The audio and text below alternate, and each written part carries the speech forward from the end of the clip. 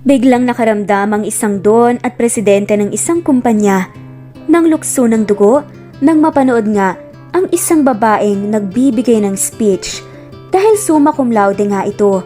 Nakita nga niya ito sa isang viral video sa social media, kaya naman pinaimbestigahan nga niya ito at binigyan ng offer para magtrabaho sa kanilang malaking kumpanya. Ano nga kaya talaga ang koneksyon ng don sa babae? Anak nga kaya niya ito? Pero paano ito nangyari? Alamin natin sa kwento natin ngayon. Tara, samahan niyo po kami hanggang sa dulo. Laking gulat ng CEO nang makita nga ang dalagang nag-a-apply. Kamukhang kamukha kasi ito ng dati niyang asawa. Mahigit 2 dekada na nga ang nakakaraan. Paano nga kaya ito nangyari? Nagsimula ang lahat sa isang pangarap lamang. Pangarap na matayog, pangarap na mahirap abutin. Yan ay kung pagbabasehan ng opinyon ng mga taong nakapaligid sa taong nangangarap. Mapaghamon ang daang tinatahak sa buhay ng batang si Elise. Hindi na nga niya kailanman maiiwasan ito dahil sadyang iginuhit na nga ng tadhana ang daang tatahakin. Papangangarapin niya man ito o hindi ay sadyang mangyayari ang hindi niya inaasahan dahil nakaguhit na nga ang disenyo ng kanyang buhay bago pa man siya isinilang sa mundong ibabaw. Lola, paglaki ko, ako nang magtatrabaho para sa ating dalawa. Doon sa isang napakalaking opisina. Tapos marami akong mga tauhan. Tapos maganda ang damit ko. Tapos bibili ako ng napakalaking bahay na hindi na kayang pasukin ng ulan. Tapos may swimming pool. Para kung mainit, ay swimming na lang kaagad tayo. Tapos maraming bulaklak na malawak sa hardin. Tapos marami ring pagkain sa kusina para hindi na po tayo magugutom. Kahit na hindi tayo pupunta sa palengke. Tapos bibili ako ng sasakyan para hindi na tayo mapapagod sa paglakad patungong simbahan kada linggo. Ito nga ang sambit ni Elise kahit nasa murang edad pa lamang. Sa tuwing pinagmamasdan nito, ang kabilugan ng buwan sa langit na napapalibutan nga ng maraming kumikislap na mga bituin habang kasama ang kanyang lola Matea na nakaupo sa labas ng kanilang bahay. Nakagawian nga ng maglola, nauupo muna at titingala sa langit mula sa paborito nilang pwesto kapag panahon na nga ng full moon. Saksi kasi ang buwan at bituin sa langit sa mga pangarap ni Elise. Kahit sa pakiwari naman ni Lola Matea ay napakatayog ang mga pangarap ng kanyang apo.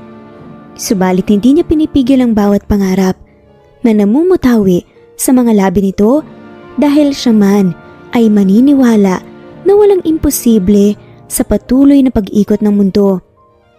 Mahal ni Lola Matea ang kanyang apo kung kaya't todo suporta nga ito sa lahat ng pangangailangan nito abot ng kanyang makakaya.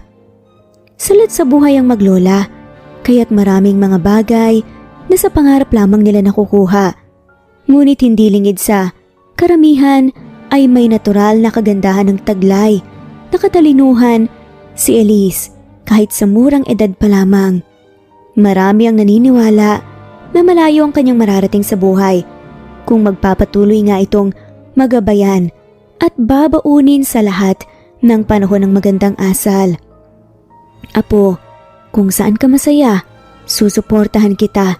Basta't ang tanging hiling ko lamang sa iyo na ano't ano pa man ang magiging kinabukasan mo ay huwag mong kalimutan ang pagiging totoong tao sa lahat ng panahon.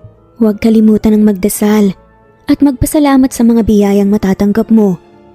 Ito naman ang paulit-ulit na payo ni Lola Matea sa kanyang apong si Elise kahit ito ay nasa murang edad pa lamang. Naniniwala nga ang aguela na madadala ng kanyang apo hanggang sa paglaki nito ang turo niyang mabuting asal at pakikipagkapwa-tao.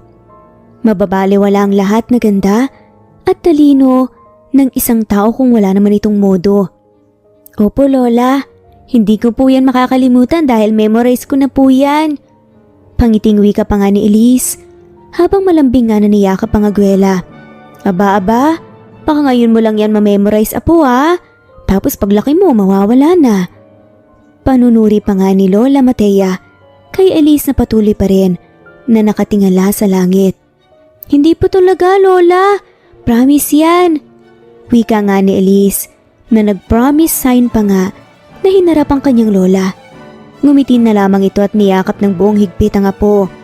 Nasa poder na nga ni Lola Matea si Elise nang namatay nga ang kanyang ina. Noong nanganak nga ito sa kanya dahil sa komplikasyon sa sakit sa puso. Lumaki din si Elise na hindi nakilala kung sino talaga ang kanyang ama. Wala ring alam si Lola Matea na may nobyo ang anak niyang si Lucille na ina ni Elise dahil kailanman ay wala naman itong ikwento sa kanya. Kahit ang mga kaibigan ng yumaong si Lucille ay wala ring alam tungkol sa ama ni Elise at wala rin silang napag-alaman na karelasyon nito kaya't malaking palaisipan kay Lola Matea kung sinong nakabuntis kay Lucille at sino ang ama ni Elise. Sa kabila ng lahat ay tanggap na nga ni Lola Matea ang nangyari sa kanyang kaisa-isang anak at kailanman hindi niya ipinagkaila ang katotohanan sa apong si Elise. Ipinaalam na nga niya kay Elise ang buong katotohanan patungkol sa kanyang ina at ama kahit sa murang edad pa lamang nito. Hindi na nga mahalaga kay Lola Matea kung maintindihan ni Elise ang kanyang sinasabi. Mas mahalaga sa kanya ay matanim sa isip ng bata na wala siya talagang magulang. Napatay na ang ina niya at hindi nito nakilala ang kanyang ama. Sa ganitong paraan naniniwala nga si Lola Matea na mas madaling matanggap ni Elise sa sarili ang totoong pagkatao niya kung magkaisip na siya at hindi na nga umasa pa ang bata. Gusto pa sanang ipagpatuloy nga ni Lola Matea ang mga pangaral niya kay Elise, subalit napansin nga nito na hindi na nga ito nakikinig sa kanya dahil nakapikit nga ang dalawang mata nito. Apo, huwag kang magtulog-tulugan ng ganyan. Hindi na kita kayang buhatin dahil ang bigat mo na, damulag ka na eh. Pakunway nagrereklamo nga si Lola Matea nang makita nga nitong unti-unting pumipikit ang mata ni Elise na wari nito yung matutulog na nga. Lola, hindi po ako matutulog. Iniisip ko lang po kung anong mukha ni Papa ko. Iniisip ko rin kung may alam siya tungkol sa akin. Kasi kung meron sana hanapin niya ako, Lola. Sana hindi niya ako makalimutan. Biglang sambit nga ni Elise na nagpalungkot sa puso ni Aguela. Napatingin na naman sa kawalan si Lola Matea nang marinig ang sinabi ng apo. Bigla itong napahawak sa kanyang dibdib. Dahil ramdam nga nito ang animoy matalim na punyal ang biglang tumusok sa kanyang puso. Dahil siya man ay nagsisisi kung bakit hindi niya pinilit ang anak na si Lucille na sabihin sa kanya kung sino ang ama ng dinadalang bata sa sinapupunan niya. E di sana ngayon masasagot niya ang palaging tanong ni Elise na kung sino talaga ang kanyang ama. Apo, patawarin mo ko ha. Kahit ako man ay hindi ko alam kung sino ang ama mo. Walang sinabi ang mama mo tungkol sa kanya noong nabubuhay pa siya. Wala rin akong alam na naging nobyo niya. Paliwanag na ni Lola Matea sa apong si Elise na patuloy pa ring nakapikit ang mga mata. Okay lang po yun, Lola. Ang mahalaga po, nandito ka po kasama ko at si mama naman nakabantay lang sa atin mula sa langit. Ramdam ko rin naman po ang pagmamahal ni mama kahit hindi natin siya kasama eh. Pero Lola, alam mo po ba? Gusto ko rin po sana na maramdaman ang pagmamahal ni Papa kahit na wala siya. Kahit hindi ko siya kakilala. Kaya lang Lola, hindi ko talaga maramdaman yun. Bakit ganun? Si Mama lang po ang nararamdaman ko, lalo na sa pagtulog. Dagdag pa nga na pahayag ni Elise na nagpabigat nga lalo sa puso ng kanyang lola. Kung kaya't mas pinili nitong ibahin ang usapan upang maiwasan nga malungkot na usapin sa kanilang buhay. O siya, papasok na tayo sa bahay at nang makapagpahinga na tayo dahil bukas marami tayong labahin. 2 labada ang dumating kanina. Kaagad nga, napaalala ni Lola Matea habang dahan-dahan nga nitong pinagbabangon si Elise na kanina pa nga nakaunan sa kanyang mga paa. Ay, oo nga pala Lola, kabilin-bilinan po ni Mrs. Cruz na ihatid natin ang kanyang pinalabadang damit bago maggabi bukas kasi aalis daw po siya patungong Visayas eh. Paalala naman ng batang si Elise sa kanyang lola. Kaya nga, kailangan na nating magpahinga para maaga tayong makapagumpisa sa paglalaba. Sagot naman ni Lola Matea habang pinipilit nga nitong papasukin sa bahay ang apo. Paglalabada ang pinagkakabalanhan ni Lola Matea tuwing araw ng Sabado at Linggo ay tumatanggap naman ito ng tatahiing damit mula Lunes hanggang Biyernes. Sa ganitong hanap buhay niya, iginagapang ang pag-aaral ni Elise at sa iba pang pangangailangan. Sa tuwin ay si Elise ang kanyang kaagapay. Si Elise din ang kanyang inspirasyon upang mas piliin pa ang mabuhay sa mundo ng matagal sa kabila ng kanyang iniindang karamdaman sa katawan. Lola, pagkatapos nating maglabo bukas at habang nagpapatuyo pa tayo ng mga labada natin, pupunta po muna ako sa palengke dahil may ibibigay daw si Aling Nena sa akin. Mga damit daw po. Wika naman ni Elise na halatang excited na excited nga sa ipinangakong bagong damit ng isa sa kanilang nilalabadahan. O siya, pero wag kang tatagal doon at marami pa tayong gagawin. Kailangan nating mag-ipon ng pera dahil malapit na ang pasukan. Mag-aaral ka na ng elementarya. Paalala naman ni Lola Matea kay Elise habang patuloy na inaayos ang kanilang papag. Napapahingahan nga nila sa buong gabi. Hindi na nagtataka si Lola Matea na maraming mga taong nagbibigay ng kung ano-anong bagay sa kanyang apong si Elise dahil magiliw at masipag ito. Hindi ito mariringgan ng kung anong reklamo dahil puno ito ng mga pangarap sa buhay. Lagi itong nakangiti at magalang sa mga nakakatanda sa kanya. May mga pagkakataong hindi mapigilan nga ni Lola Matea ang pagdaloy ng luha sa kanyang mga mata sa tuwing minamasdan ang kanyang apo na nagbabanat na ng buto kahit sa murang edad pa lamang. Hindi kasi siya yung tipo ng bata na mahilig sa laro dahil mas inuuna nga nito ang trabahong pagkakakitaan ng pera bilang kaagapay nga ng kanyang lola. Magiliw man sa tuwin na si Elise ngunit hindi nito may pagkakaila sa kanyang lola kung anong pinagdaraan ng hirap sa kalooban na kanyang nararamdaman sa tuwin na bilang ulila. Lalo na, uuwi ito galing sa eskwela. Walang araw na hindi iiyak si Elise dahil sa ginagawang pambubuli ng kanyang mga kaklase patungkol sa kawalan niya ng ina at ama. Apo, bakit marumi ang damit mo? Bakit ganyan ang mukha mo, na paaway ka ba?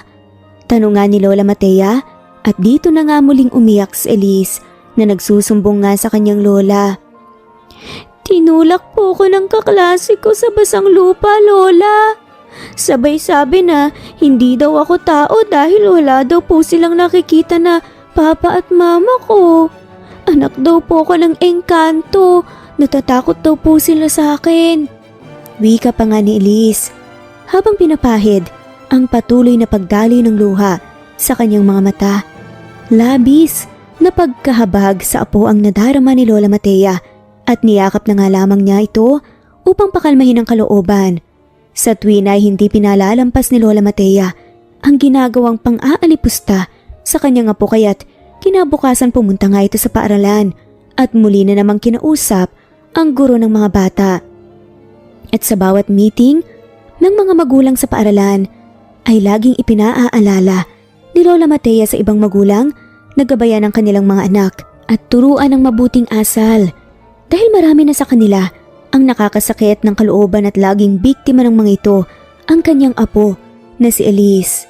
Minsan na nga ring nakaharap ni Lola Matea sa principal ang magulang ng isang bata na bumuhos ng tubig sa ulo ni Elise habang ito ay gumagawa ng aralin. Hindi na nga napigil pa ni Elise ang pagtitimpi dahilan upang sabunutan nga ng husto ang buhok ng kanyang malditang kaklase. Umuwi ito at nagsumbong sa magulang na parang si Elise pa ang may kasalanan. Dahil sa mga pangyayaring pambubuli, naglaan na nga ng panahon si Lola Matea na mahatid at masundo sa paaralan si Elise upang maiwasan ng maulit pa ang mga pangyayaring yun. Lola, hindi pa si Mama lang ang namatay? Kung sana po nandito yung papa ko, hindi nila masasabi na anak ako ng engkanto. Malungkot pa nga na wika ni Elise habang nakakandong pa nga sa kanyang lola. Hayaan mo, apo. Aaraw-arawin ko ang pagpunta sa paaralan mo para hindi ka nalolokohin at aawayin ng mga bully na yun. Tugon naman ni Lola Matea na dama ang labis na awa para sa kanyang apo. Salamat po, Lola. Sagot naman ito kahit nakapikit na nga ang kanyang mga mata. Mabilis na lumipas ang panahon, nasa high school na nga si Elise. Hindi na bago sa kanyang nararanasang pambubuli ng mga kaklase. Ngayon naman ay mga marites naman na mga high school ang pinag-uusapan siya kapag nakatalikod nga siya.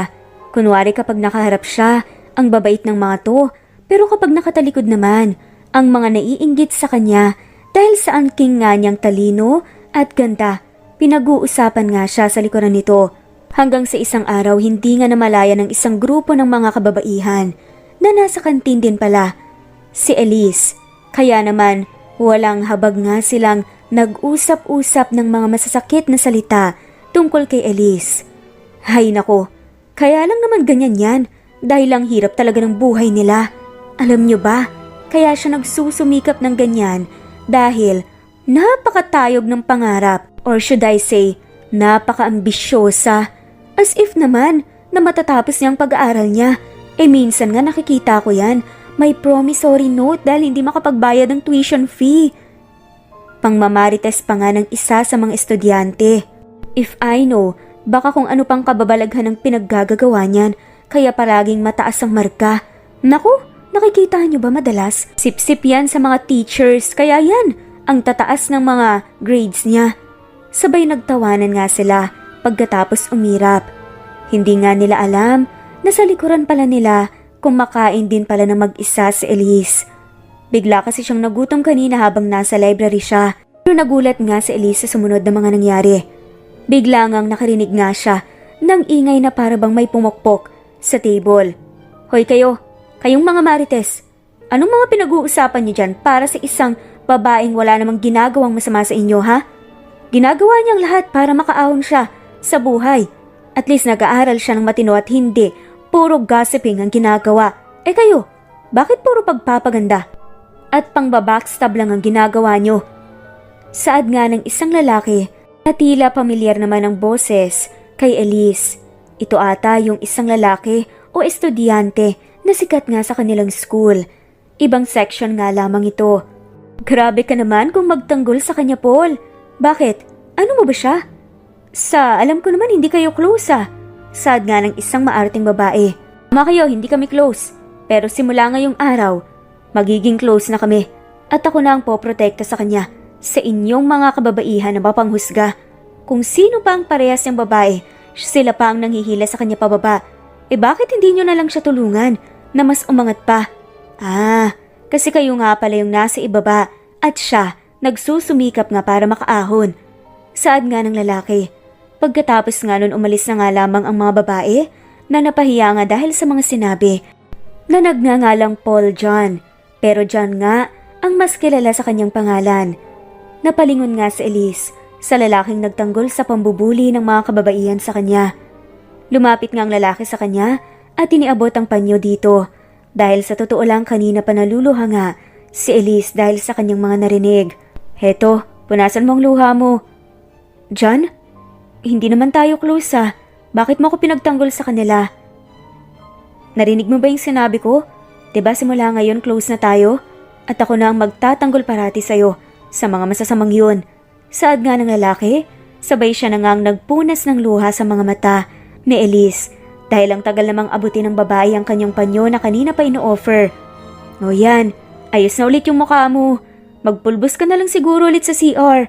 Saad nga nito sabay napatawa na nga si Elise dahil kung ano-ano nga ang kwelang pinagsasasabi sa kanya ng lalaking mas kilala bilang John. Mo pa ako pinagtanggol sa kanila. Baka mamaya hindi ka iboto ng mga yon. Di ba tatakbo ka na student council? Paano yan? Nag-aalala lang saad pa nga ni Elise sa isang sikat na estudyanteng to. Heartthrob pa nga siya kung maituturing. Hayaan mo yun. Ginawa ko lang naman ng tama di kung ayaw nila akong iboto di wag. Saad pa nga nito na nagpangiti nga sa babae. Hindi niya akalain na ang mukhang heartthrob na ito na mukhang masungit ang nagtanggol sa kanya. Naupo nga ang lalaki at doon nga sila nagsimulang magkwentuhan na para bang kinikilala nga ng lalaki si Elise. Nung una, naiilang pa nga si Elise pero nung kalaunan nga, unti-unti na nga siyang nag-open up dito. At nang tumatawa na nga si Elise, ayan, ganyan dapat. Tumawa ka na lang ng tumawa, hayaan mo yung mga nambubuli na yun. Silang may problema sa kanilang sarili at buhay. At hindi ikaw. Ang ganda mo pa naman pag mumingiti. Doon nga, nakaramdam nga ng pagbilis ng tibok ng puso si Elise. Simula nga noon, Naging matalik na magkaibigan na nga ang dalawa. Parating hinahatid sundo nga ng lalaki si Elise sa kanyang classroom at sa kanilang bahay nga. Naging best friends pa nga sila. Halos hindi nga sila mapaghiwalay. May mga pagkakataon pa nga na nachichismis na nga sila pero dead ma lang sila. Halos kalahati ng taon nga silang naging close sa isa't isa. Hanggang sa isang araw dumating pala ang pangyayaring hindi inaasahan ni Elise. Pumapasyal nga sila ngayon sa isang amusement park dahil yun nga ang isa sa mga request ng babae na matupad sana sa kanyang bucket list. Surprise! Saad nga ni John habang hawak nga nito ang kamay ni Elise. Wow! Ang ganda naman dito! Dito pala tayo nagpunta. Akala ko kung saan eh. Alam mo ba, hindi ako mapakali kanina dahil talagang naka-blindfold pa ako Gusto lang kitang masurpresa. Saad nga ni John na hindi alam ni Elise kung bakit parang nababanaag nga niya ang lungkot sa mukha nito at parang pakiramdam niya parang may mali. Pero pinagsawalang bahala na nga lamang niya yun. Sumakay nga sila sa mga rides, extreme at kung ano-ano pa. Noong una nga natatawa pa nga si Elise dahil mas natatakot pa nga kaysa sa kanya si John. Pero hindi naman alintana na sobrang sweet nga ng dalawa habang sumasakay nga sila sa iba't ibang rides. Lalo na nga nang nasa Ferris wheel na nga sila na medyo mabagal lang naman ang takbo. Biglang hinawakan nga ng lalaki ang kamay ni Elise. Elise, no matter what happened, gusto kong lagi mong tatandaan na lagi kang nasa puso ko at hindi ka mawawala sa puso at isipan ko. You will always be the love of my life. Nang marinig nga yun ni Elise, hindi niya alam kung matutuwa ba siya o ano, pero parang nakaramdam siya ng kaba.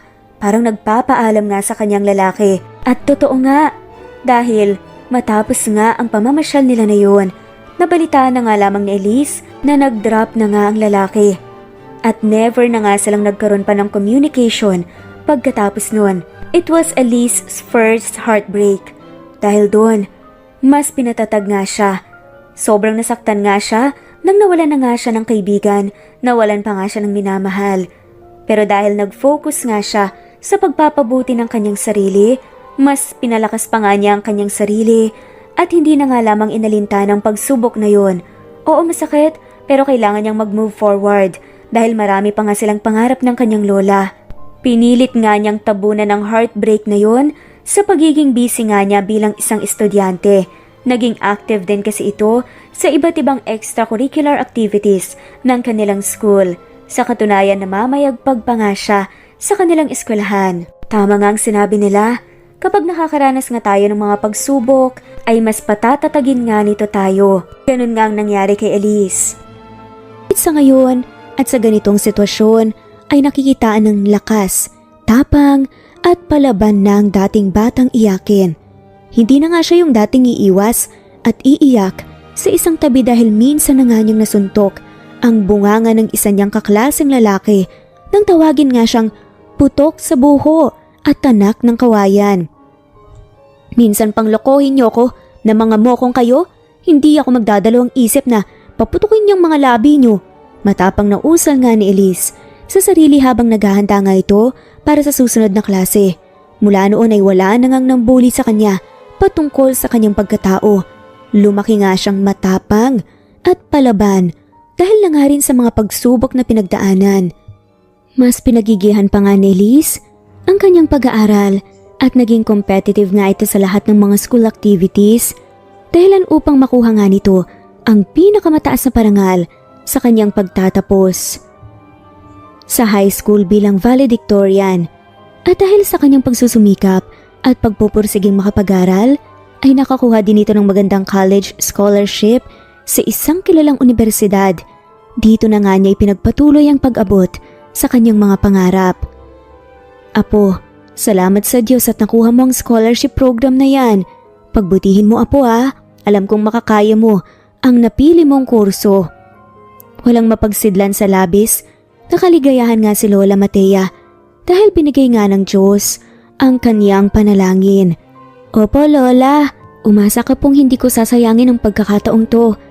Dahil dito nakasalalay ang kinabukasan natin, Lola. Kagalingan ko po, promise ko yan sa'yo. Wika nga ni Elise sabay kindat at thumbs up pa nga sa maluhaluha niyang agwela. Lumipas pa ang 4 na taon at nagtapos na nga si Elise bilang summa cum laude sa kursong Accountancy and Business Management. Ito ang kanyang napiling kurso dahil all-in-one package na para sa kanyang mga pangarap sa buhay. Napapaloob nga dito ang lahat ng kakailanganin niya upang mapalago ang sarili at piniling karera sa papasuking korporasyon. Umaapaw ang kaligayahan ni Lola Matea habang tinatanaw sa entablado si Elise na tinatanggap ang kanyang diploma at parangal. Ang kanina'y mga ngiti lamang ay nahaluan na nga ng luha ng kaligayahan ng marinig na nga ni Lola Matea ang talumpati ng kanyang apo sa harap ng karamihan.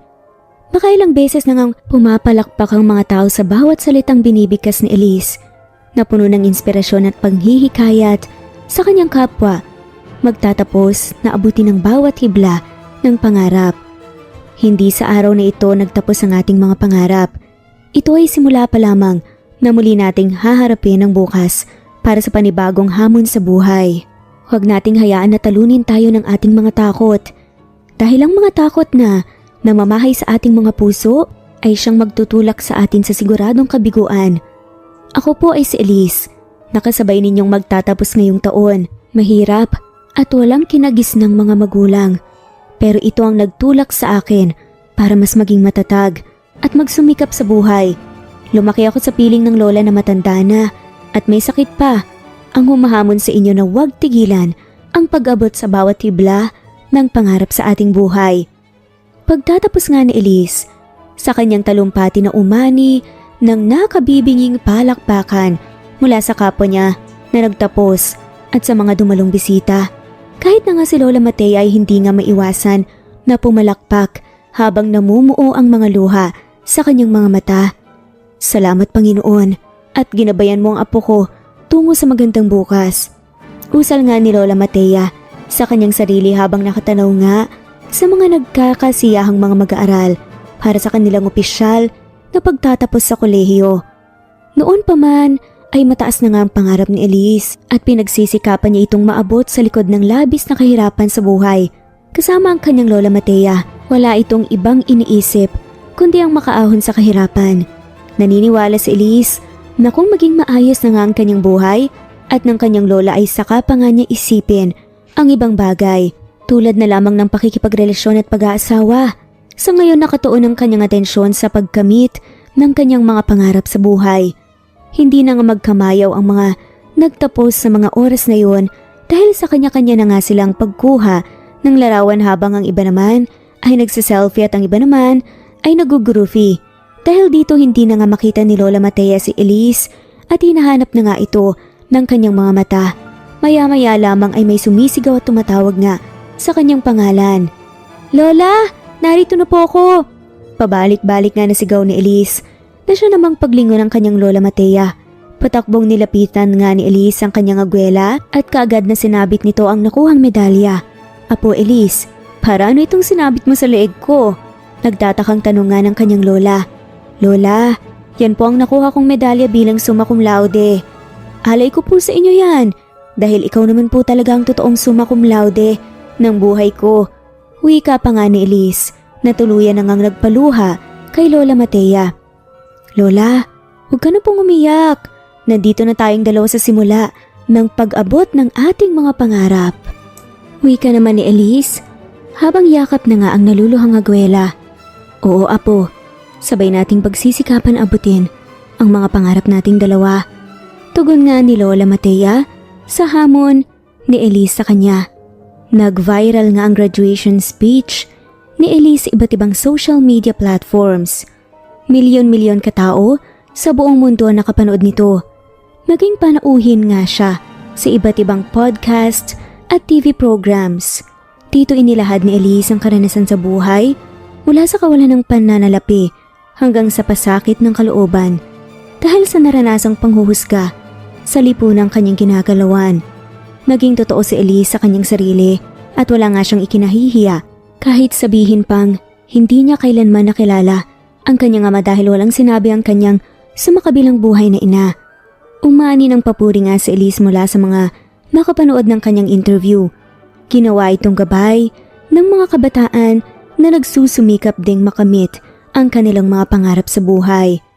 Ang viral graduation speech at viral interview nga ni Elise ang nakarating sa kaalaman ni Don Julio Cesar nang makita nga ang dalaga sa balita sa telebisyon.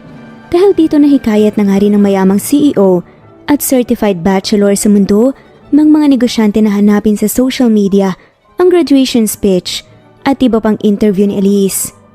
Kaagad na inutusan nga ni Don Julio Cesar ang kanyang sekretarya na hanapin nga sa social media si Elise dahil ang totoo nito ay hindi niya alam kung saan at anong platform sa social media makikita ang viral speech ng dalaga.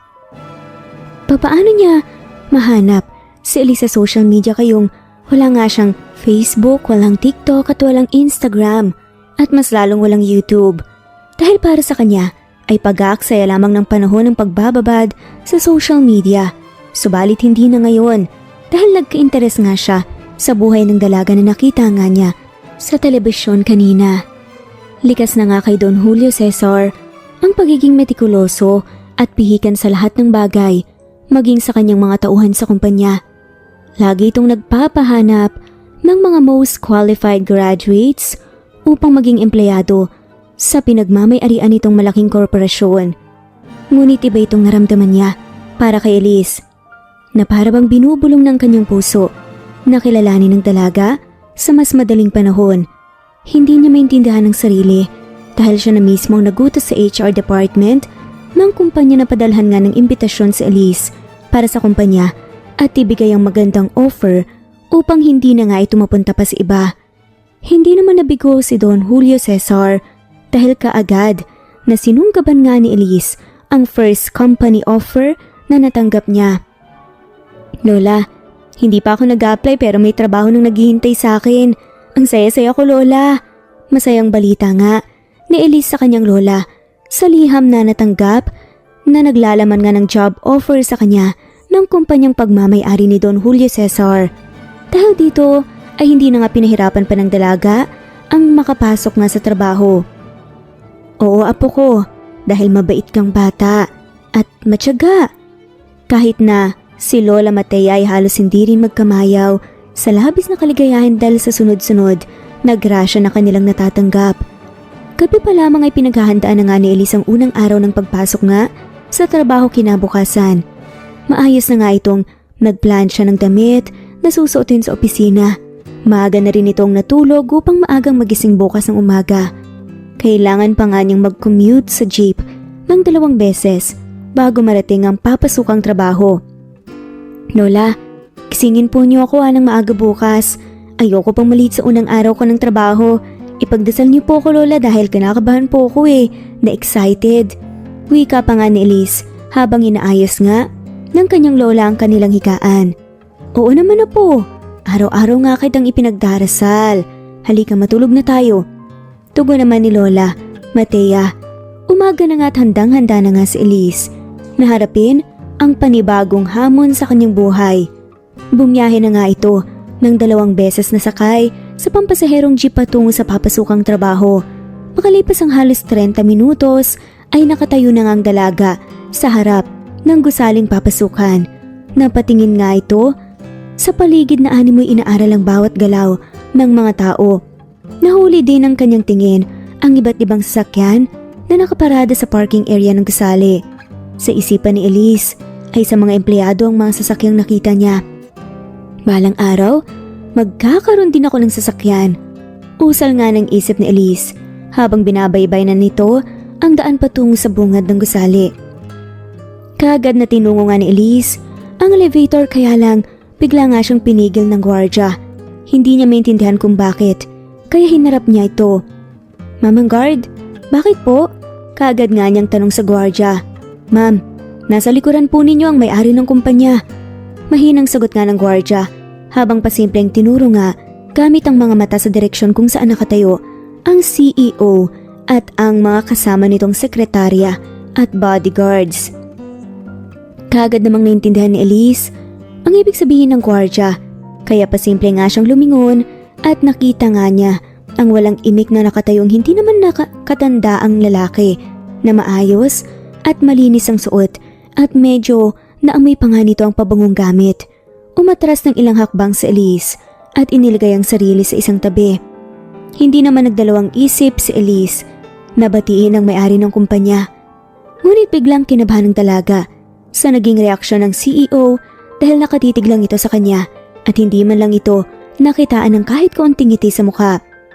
Lumaki nga ang mga singkit nitong mata na nakatingin sa kanya. Napayuko si Elise dahil sa buong akala niya ay nairita sa kanyang may-ari ng kumpanya na si Don Julio Cesar.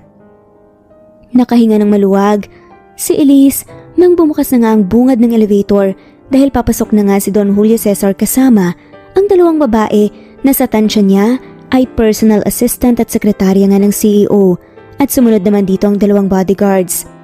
Akmang pipindutin na nga ng bodyguard ang close button ng elevator nang marinig nga ni Elise ang boses ng CEO na nagutos sa kanyang isa pang bodyguard.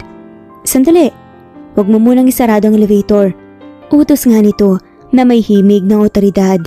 Napatingin si Elise sa loob ng elevator at nakita nitong tinatawag nga siya ng CEO at inanyayahan ngang sumabay na lamang sa kanila. "Halika, sumabay ka na sa amin." Payak na wika nga ni Don Julio Cesar. Medyo dumikit ang bale 100 hiya sa katawan ni Elise. Subalit kinapalan na nga lamang niya ang kanyang muka dahil ilang minuto na nga lang din ang nalalabi ay mahuhuli na nga siya sa oras sa unang araw na kanyang pasok sa opisina. Bago pa man magsarado ang bungad ng elevator ay mabilis na pumasok nga si Elise at pumesto nga ito sa unahan.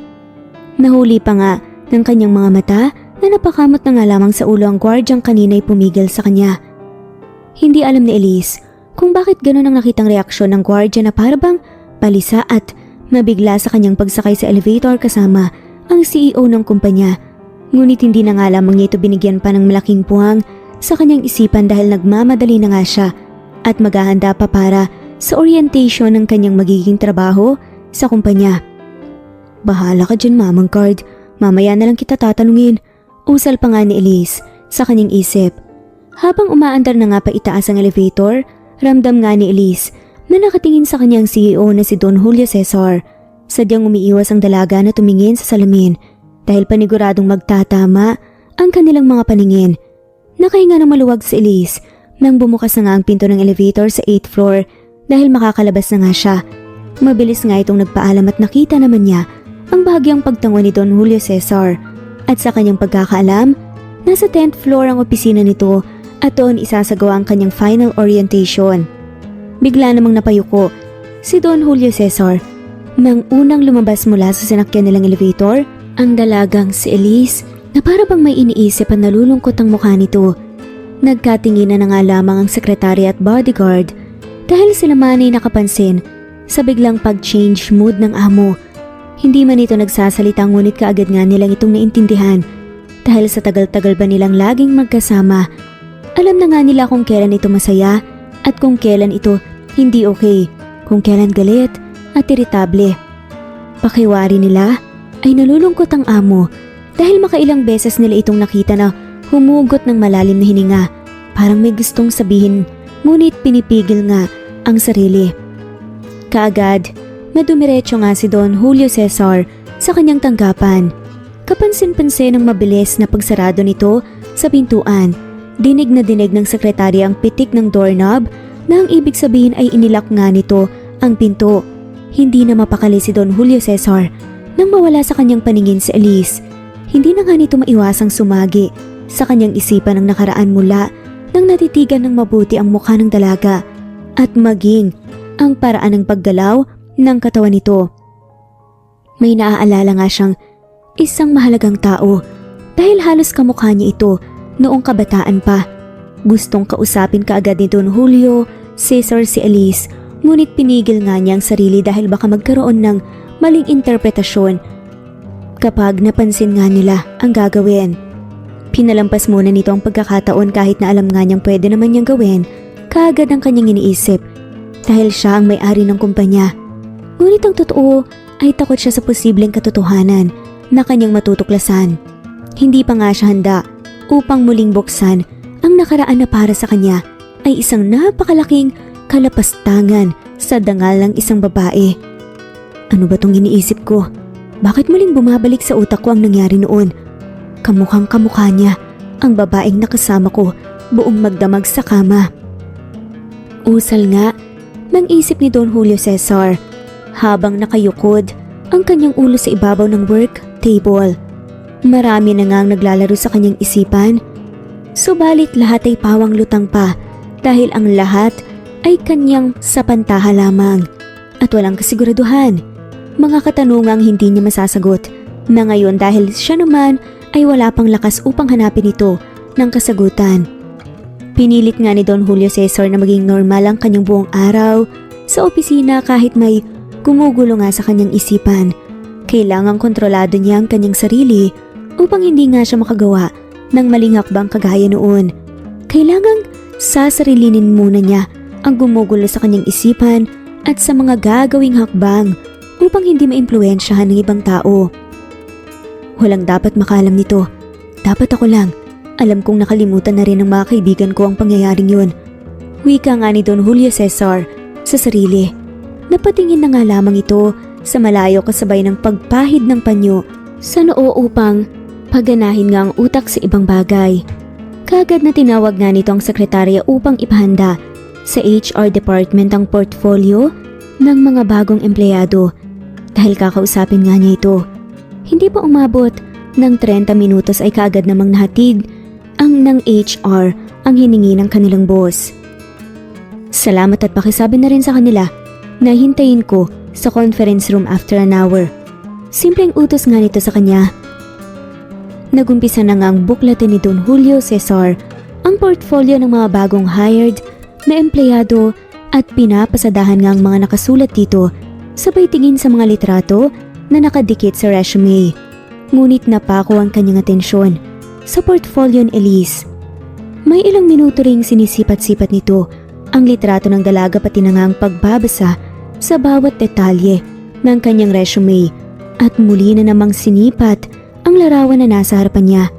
Hindi talaga nakakalayo ang kanilang muka. Mula sa hugis, ilong, mata, kilay, halos lahat, pati na rin buhok. Bulong nga ni Don Julio Cesar sa sarili at napabuntong hininga na nga lamang habang nakatingin nga naman sa malayo. Pabagsak na inilapag nga niya ang folder na naglalaman ng mga mahahalagang impormasyon ni Elise at sa pilitang binabawi sa kanyang isipan na wala nga itong koneksyon sa kanyang nagawang kasalanan noon sa babaeng pinagsamantalahan niya, ang kalasingan sa loob ng bar. Pero hindi naman niya yun sinasadya. Hindi niya ginusto yun dahil napagtripan lang din namang siya ng kanyang mga kaibigan at nilagyan nga ng kung ano ang kanyang inumin. Kinukumbinsi niya ang kanyang sarili na wala siyang kasalanan dahil yun naman ang totoo. Nag-init lamang siya at hindi na nga lamang niya alam ang kanyang ginagawa that night. Pero nagigilty pa rin siya. May nangyari pa rin sa kanila ng inosenteng babae. Pero nasa na kaya siya ngayon? Sino siya? Hindi ko siya kilala. Bakit ginugulo niya ang aking isipan? Bulong nga ng isip ni Don Julio Cesar habang paulit-ulit ang pagbubuntong hininga. Gusto pa nga sana niyang muling buklatin ang folder ngunit lumalaban na nga ang kanyang isipan. Natama na, wag na. Wala nang mangyari ang hindi kanais-nais sa bar. May 2 dekada na nga ang nakaraan, hindi pa rin makalimutan ni Don Julio Cesar ang magandang mukha ng babaeng birhen. Nalasing niyang nakaulayaw dahil sa peer pressure. Napilitan lamang siya. Nung una umaayaw pa nga siya. Hindi naman talaga niya sinasadya. Pero dumating sa point na nilagyan ba naman ng kung ano ang kanyang inumin. At wala na nga siyang nagawa pa dahil wala na nga siya sa sarili. Paulit-ulit niya yung tinatatak sa kanyang isipan pero hindi pa rin mawala sa kanyang puso't isipan ang inosenteng babae. Papaalis nga siya dati patungong Amerika upang doon ipagpatuloy ang pag-aaral dahilan upang nagkaroon nga ng farewell party ang magkakaibigan. At dahil minsan na nga siyang nabansagang bakala, ganun nga ang ginawa nila, niregaluhan nga ng kalokohan. Ang lahat ng pangyayari ng kahapon, paulit-ulit na nanunumbalik sa alaala ni Don Julio Cesar. Bro, dahil ni minsan wala kang ipinakilalang nobya sa amin o kadate man lang, huwag mong tanggihan ang regalo namin sa'yo. Bro, kung okay sa'yo ang regalo namin, maniniwala kami na hindi ka bakla. Hindi nga ito umimik, pero nangyari na nga ang nangyari. Nangyari nga ang hindi inaasahan. Napakamot na nga lamang sa kanyang ulo si Don Julio Cesar dahil malinaw pa nga ang lahat ng alaala sa kanyang utak. At bigla nitong naalala ang kanyang lumang telepono na nasa kanyang pag-iingat pa rin hanggang ngayon.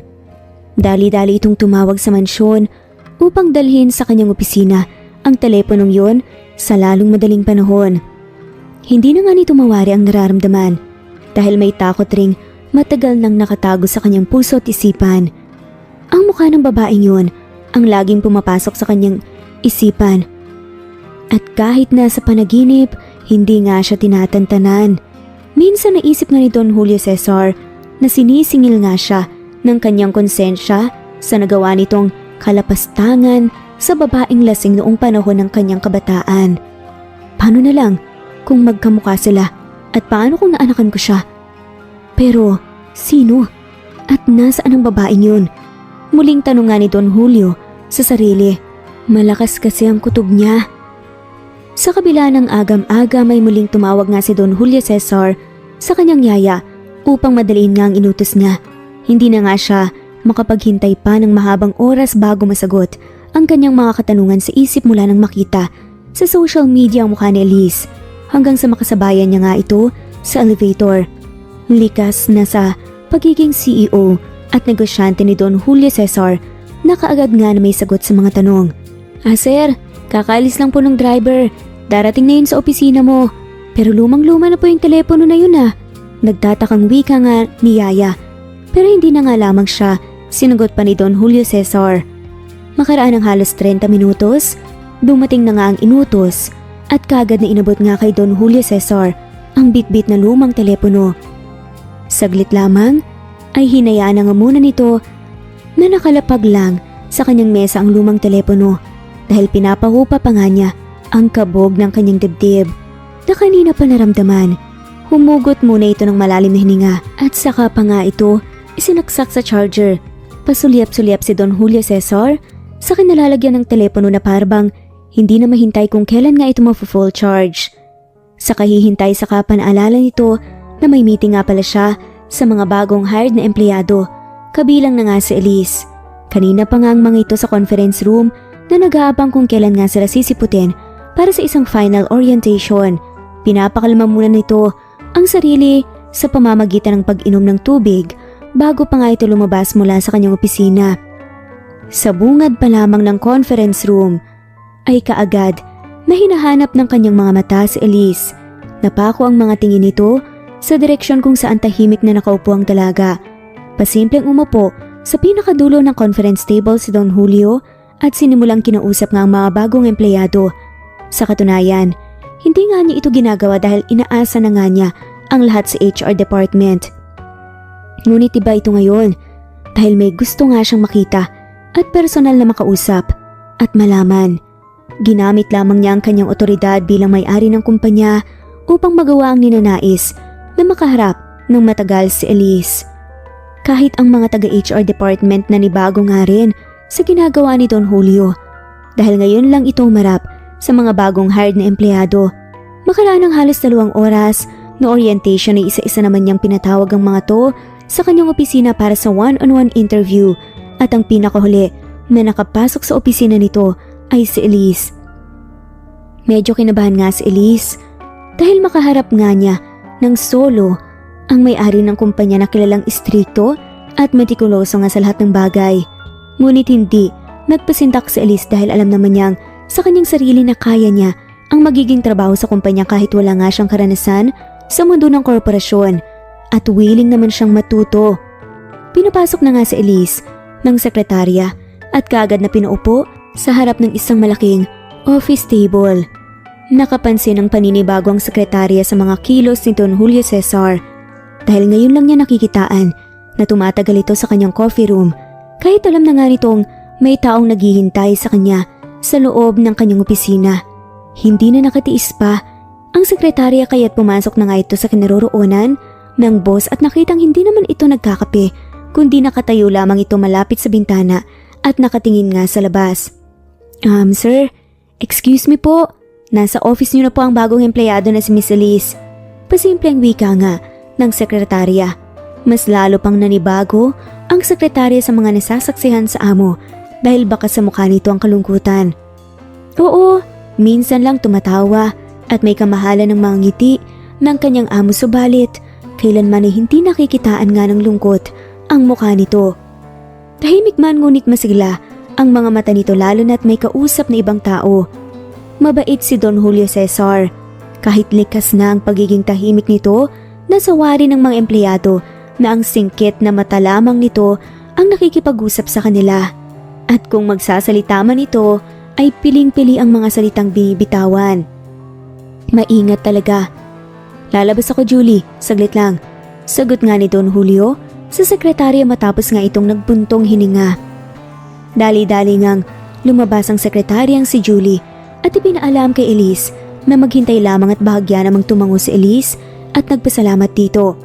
Mga ilang sandali pa ang nagdaan ay lumabas na nga si Don Julio sa coffee room nito at dumiretso na nga sa kanyang upuan. Tumayo nga si Elise at muling binati ang CEO. Sa pagkakataong yun, nagtama ang kanilang paningin ngunit kaagad na bumawi ng tingin ng dalaga.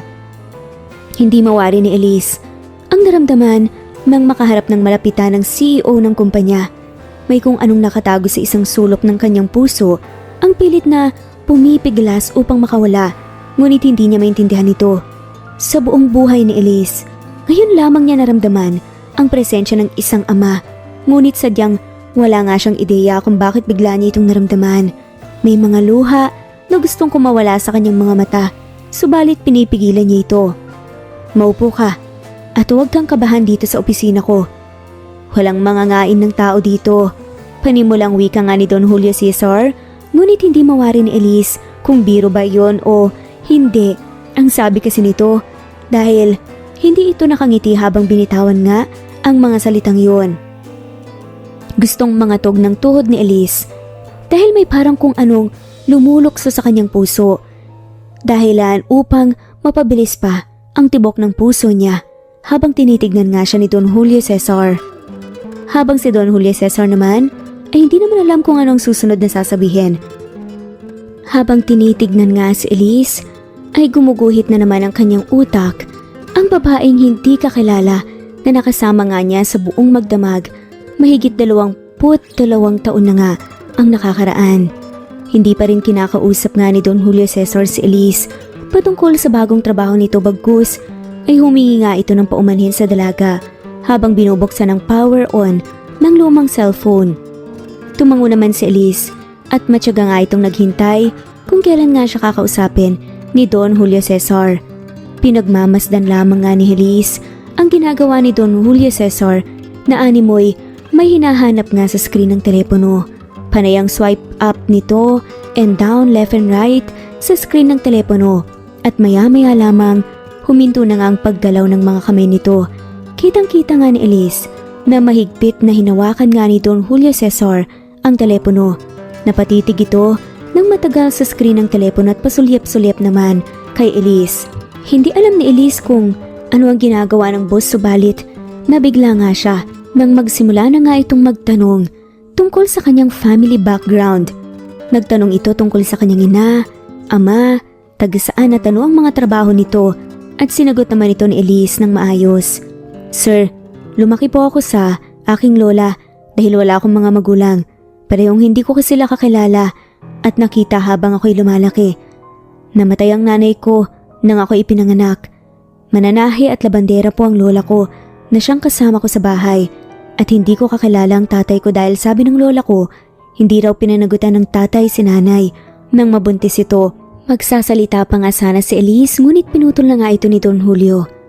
Yan lang ang gusto kong malaman sa'yo, Miss Elise, at maaari ka nang makapag-umpisa sa iyong trabaho at welcome sa kumpanya ko. Kaagad nga na wika ni Don Julio. Nagtataka nga si Elise dahil parang hindi gusto ni Don Julio Cesar na marinig ang tungkol sa kanyang pamilya. Maliban dito ay nagtataka din siya dahil sabi ng mga kasama niya at mahirap nga daw sagutin ang maraming practical questions ng boss nila. Pero bakit sa kanya ay naiiba? Hindi naman practical ang itinanong sa kanya dahil personal ang mga yon.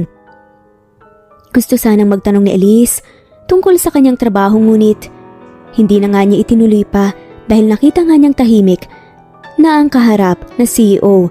Nagpaalam na nga lamang si Elise at nagmamadaling lumisan.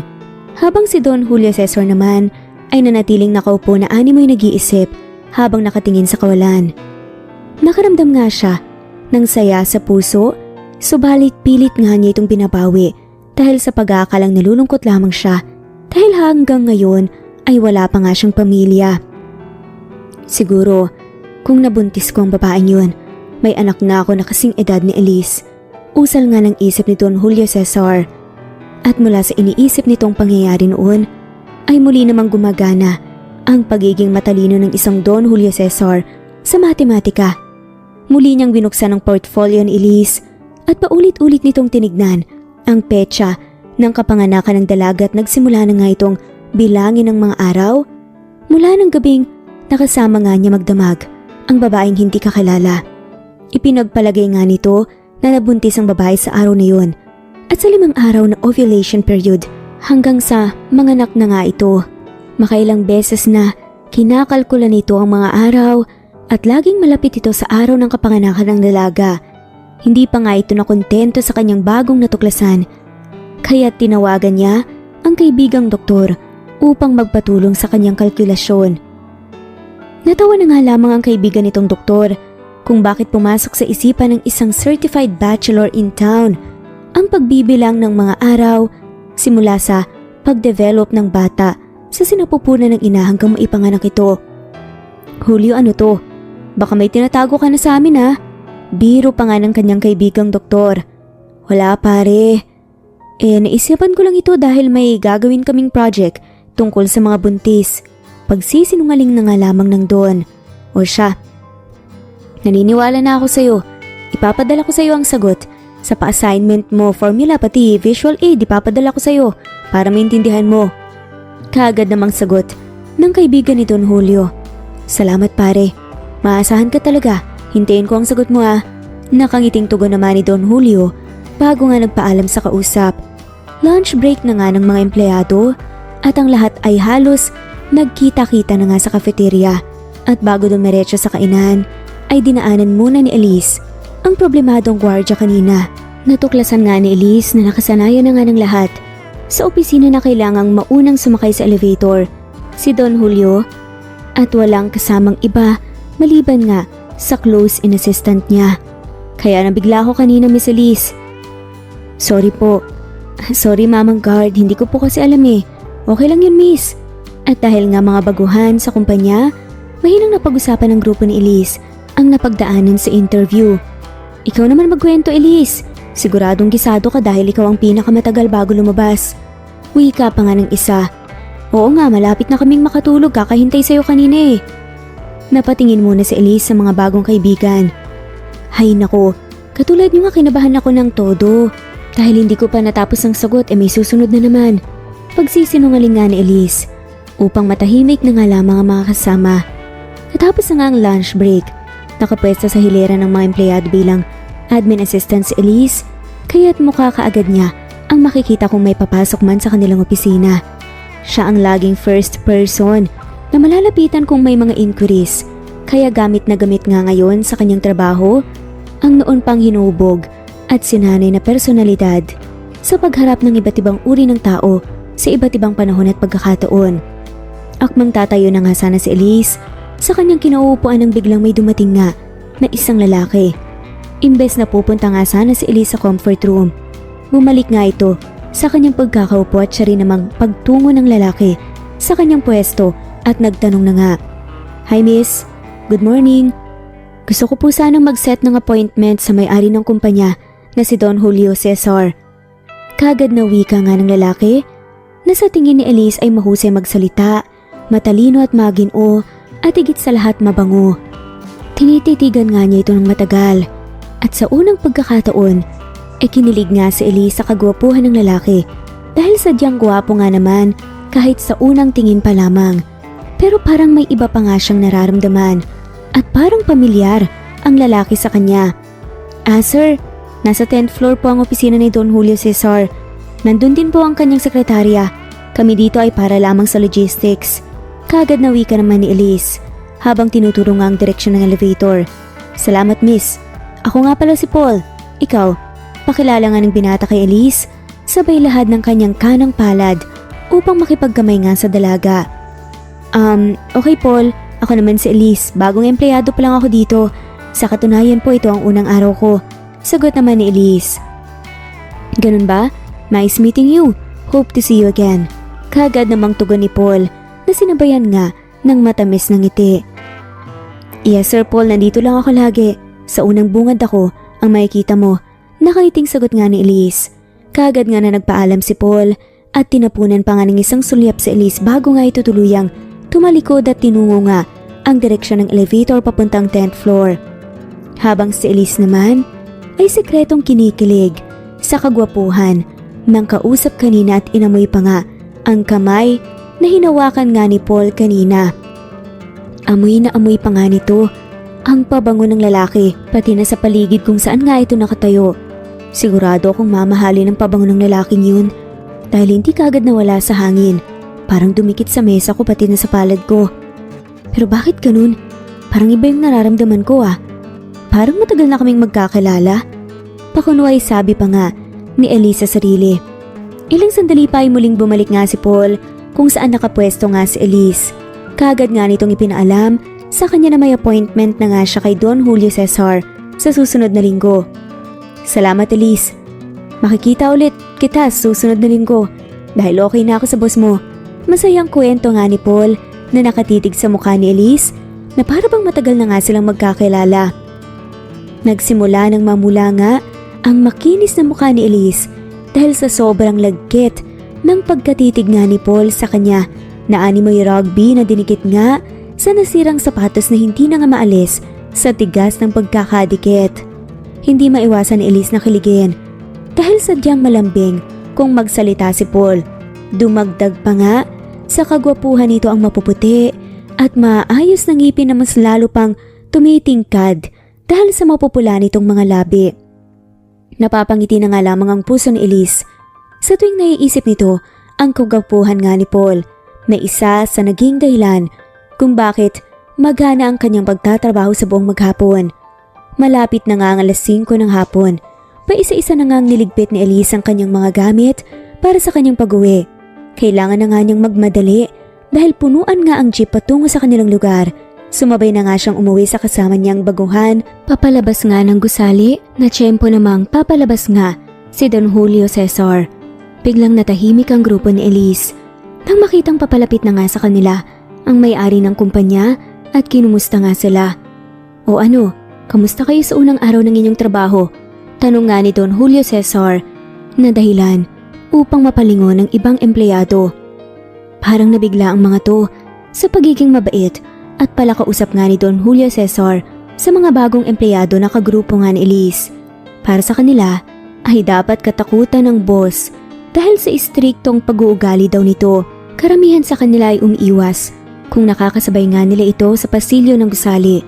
Kahit ang close-in secretary nito at mga bodyguards ay may nakikita ding pabago-bago sa kanilang amo. Simula pa nga kaninang umaga at dito na nga nagsimula ang mga sapantaha na baka may nagustuhan nga si Don Julio Cesar sa grupo ng mga empleyado. Wala naman daw masama kung iibig nga ang kanilang amo dahil certified binata naman ito. Sa mga taong nakakakilala at laging nakakasama nga ni Don Julio Cesar ay masaya nga sila kung magpapatuloy ang nakita nilang pagbabago. Mahal nga nila ang kanilang amo at ayaw nga nilang nililibak ito dahil sa maling akala. Pero mali nga bang kanilang nakikita? Dahil magiliw na nga ito kung magsalita lalo na kung kaharap nga si Elise na maganda. Papauwi na ba kayong lahat? Muling tanong nga ni Don Julio sa grupo ni Elise. Opo sir, sabay-sabay nga nilang sagot. Alin ang mas mabuti? Kung sasabay na kayo sa amin, 2 sasakyan ang dala ko. Ihatid na namin kayo at bago ko kayo ipahatid, magdi-dinner muna tayo. Light dinner lang, para maaga kayong makauwi. Kagad na wika pa nga ni Don Julio Cesar na nagpabigla na naman sa kanila.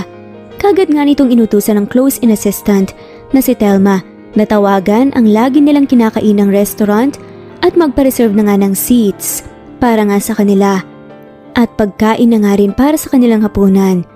Nang marinig yun ni Elise, kagad nga itong nag-isip. Ganyan pala ang mayayaman, o-order muna bago pumunta kaya hindi na sila naghihintay pa ng matagal bago makakain. Bulong nga ni Elise sa isip niya. Okay, let's go. Payak na wika nga ni Don Julio Cesar at personal nga niyang inimbitahan si Elise sa sasakyan niya para sumabay. Umayo naman si Elise kahit dumikit na nga ang maraming hiya sa kanyang katawan habang ang mga chismosa naman na nakakita sa kanyang sumakay sa sasakyan ng boss ay binalot na ang utak ng makapal na mali siya. Tahimik lang si Elise habang nasa loob ng sasakyan dahil nahuhuli nga niyang nakatingin si Don Julio Cesar sa kanya sa salamin dahilan upang panay ang kanyang dalangin na makarating agad sa kanilang patutunguhan. Mamang driver, bilisan niyo na po ang pagpapatakbo ng sasakyan para marating na natin ang restaurant. Dasal lang isip nga ni Elise upang maiwasan ang mga tingin sa kanya ng kanyang boss. Mabilis nga nilang narating ang restaurant dahil hindi naman ito kalayuan sa kanilang opisina. Handa na ang mga pagkain at kagad nga silang inimbitahan ni Don Julio Cesar na umupo at simulan na nga ang hapunan. Nahihiyaman ang mga kaibigan ni Elise ngunit hindi na nga nilang magawang umatras pa dahil nasa harapan na nga nila ang masasarap na grasya. Naraos din nila ang hiya dahil ramdam na nga nila ang labis na kabusugan. Isa-isa na nga silang bumalik sa sasakyan upang ihatid nga sila sa kani-kanilang tirahan habang si Don Julio Cesar ay nagpaiwan nga dahil may inuutos pa nga ito sa isang tauhan sa restaurant at nakauwi na nga ng matiwasay si Elise sa kanilang bahay. Nagpasalamat naman ito dahil nalibre pa nga. Lola, nakaka-nervyos na masaya para sa trabaho. Marami akong bagong kakilala at masungit na mabait ang may-ari ng kumpanya. At Lola, may bago akong kakilala. Ang pogi-pogi niya, parang si Derek Ramsey. Excited pa nga na kwento ni Elise. Napansin ito na biglang kumunat ang noo ng kanyang lola. Ngunit nagpapatuloy pa rin siya sa pagkukwento. Hindi na nakatiis ang kanyang lola kaya nagsalita na nga rin ito habang pinandidilatan nga ng mata si Elise. Kanina ko pa napapansin na po na panay ang banggit mo sa bagong gwapong kakilala mo ha. Bakit? May pumipitik na ba dyan sa puso mo ha? Apo, ingat-ingat ka sa mga lalaki. Dapat kilalanin mo muna bago pipitik yan ng husto. Wika pa nga ni Lola Matea habang tinuturo nga ang kanang dibdib ni Elise. Lola naman, nag-overthink ka agad. Napansin ko lang po kasi ang kagwapuhan ng lalaki. Hindi naman ibig sabihin nun gusto ko na siya. Tsaka, nasa tamang edad naman na po ko, diba? Nakangiting paliwanag pa nga ni Elise habang hinahalikan nga ang noo ng agwela. O siya, basta, wag mong kalimutan ang lahat ng mga paalala ko sa'yo. Kagad na wika naman ni Lola Matea habang hawak naman ang dalawang pisngi ng dalaga. Opo Lola, promise yan. Hindi ko yan kakalimutan. Forever and ever po. Kagad na tugon nga ni Elise na nagpangiti naman sa kanyang lola. Lumipas nga ang maraming araw sa buhay empleyado ni Elise. Nakasanayan na nga niya ang kanyang daily routine hanggang sa umabot na nga ng 6 na buwan. At sa 6 na buwan na yun, patuloy lang si Paul sa pagpaparamdam nga sa kanya na may gusto nga ito sa babae. Pero dahil first time nga ni Elise, hinayaan niya muna ito at nilamnam muna ang panliligaw sa kanya ni Paul. Samantala isang araw, muling pinatawag nga ni Don Julio Cesar si Elise sa kanyang opisina at kinausap na ililipat nga siya sa ibang departamento. Masaya nga itong tinanggap ng dalaga dahil bukod sa bagong antas ng kanyang pwesto sa finance department, ay medyo tumaas ng konti ang kanyang sahod hanggang sa umabot na nga siya ng 1 taon sa kumpanya. Hoy Elise, celebrate tayo mamaya dahil 1 taon na tayo. Wika pa nga ng kanyang kaibigan na si Florence. Nakasabayan nga rin niyang nakapasok sa pinagtatrabahuan. Sige pa, call ako dyan. Kagad na pagsang-ayon naman ni Elise. Sa ninais nga ng kaibigan na siya namang pagdating ni Paul na may dalang mga bulaklak para sa kanya. Exit na nga kaagad si Florence upang makapag-usap sandali ang dalawa. Klaro sa pandinig ni Florence, nasasama nga si Paul sa kanilang 1-year celebration dinner mamaya. Kaya ang piliang si Florence, kaagad na tinawagan sa telepono si Elise kahit nasa iisang opisina lamang sila. Hoy girl, haba ng hair natin na, may pabulaklak pa at may pa-dinner pa mamaya. Sama ko dahil ako ang may idea at hindi si Paul Pogi. Wika pa nga ni Florence sa kabilang linya na may boses pangangansyaw kay Elise. Oo na, kailan ba naman kita iniwan kahit nandyan si Paul, di ba wala? Sagot naman ni Elise. Oo, talagang hindi mo ko dapat iiwan dahil babantayan kita. Baka ano pa ang gawin ni Violet sa'yo, napatay kay Paul kahit hindi naman siya pinapansin. Natatawang wika naman ni Florence. Sa telepono at hindi na malaya ng dalawa, napapasok na nga si Violet sa opisina. Hoy, huwag kang ganyan, ex niya yun. Kahit papaano, may invested feelings pa rin yung dalawa. Saway naman ni Elise sa kaibigan. Siguro naman, oras ngayon ng trabaho at hindi chismisan. I warn you both, hindi tatagal sa departamento ko ang mga katulad nyo. Asik pa nga ni Violet na nagpatahimik nga sa lahat, lalo na kina Elise at Florence. Si Violet ay ang ex nga ni Paul for 7 years, na department head ni Elise ngayon sa finance. Ayon kay Paul, maayos ang paghihiwalay nilang dalawa ni Violet noon at pareho nga nilang napagdesisyonan dahil pareho nga silang na-fall out of love sa isa't isa at walang problema kung manliligaw siya sa iba. Ngunit taliwas ito sa pinapakita ni Violet kay Elise dahil halatang naiirita nga si Violet kahit boses lang ni Elise ang kanyang naririnig at lumalala pa nga kung magkaharap sila. Maraming beses na nga rin siyang pinagtaasan ng boses ni Violet kahit sa kaunting pagkakamali lamang. Tila na may personal na nga at minsan na nga rin siyang pinahirapan at pinahiya sa harap ng CEO sa ginawang financial report ng kumpanya. Ano ba Elise? Nasaan ang pagiging summa cum laude mo? Kung ganito ka basura ang gagawin mong report. Make up your mind girl at hindi yung pakikipaglandian sa kliyente ang inaatupag mo.